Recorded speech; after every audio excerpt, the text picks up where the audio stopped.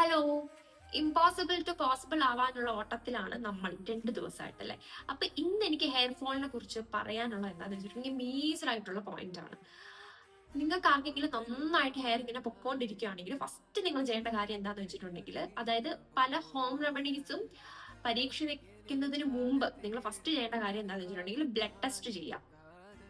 ഒരു 4 blood test ഉണ്ട് കേട്ടോ. ഇത് നിങ്ങൾ മേജർ ആയിട്ട് ചെയ്യേണ്ട കാര്യമാണ്.